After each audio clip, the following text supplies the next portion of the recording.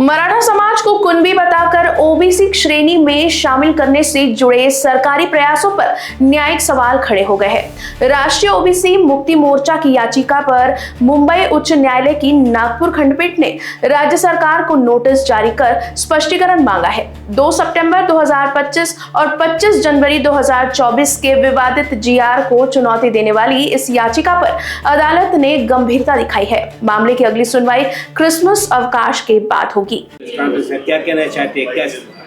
मैं नितिन चौधरी राष्ट्रीय ओबीसी मुक्ति मोर्चा का मुख्य संयोजक हूं।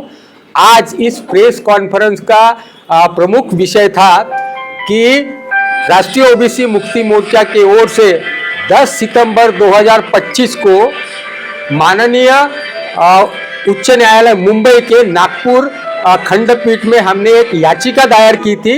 याचिका 2 सितंबर 2025 में जो सरकार ने मराठा व्यक्ति को कुणबी करके ओबीसी में शामिल करने के लिए जो परिपत्रक निकाला था, वो परिपत्रक, और 25 जनवरी 2025 में एक फिर से परिपत्रक 24 में जो परिपत्रक निकाला था, उससे मराठा व्यक्ति को अपनी कुणबी वंशावली जानने के लिए एक समिति गठित की थी।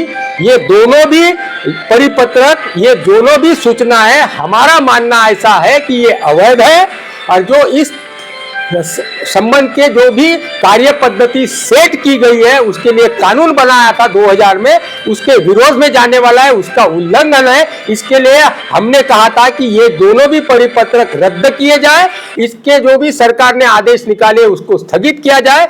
इस पर हम लोगों ने याचिका दायर की थी। आज नागपुर उच्च न्यायालय में उस पर चर्चा हुई और हमारे वकील एडवोकेट भूपेश पाटिल की ओर से जो जिरह पेश किया, उसके तहत हमने कहा कि ये जो सरकार ने परिपत्रक निकाला अवैध है, इतना ही नहीं असंवैधानिक भी है।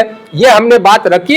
हमारा ये मानना था कि 2000 का जो कानून है सरकार ने बनाया था जाति और उसकी वैधता प्रमाण पत्र के लिए जांच के लिए, उसका उल्लंघन है, इसलिए सरकार इसको तुरंत रद्द किए।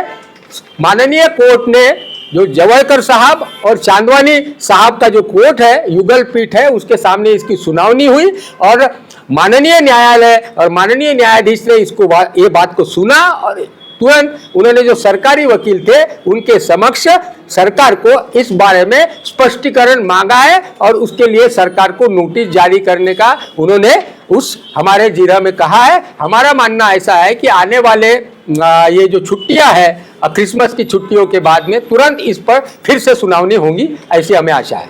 लोकवाहिनी न्यूज के लिए अविनाश तोतड़े की रिपोर्ट।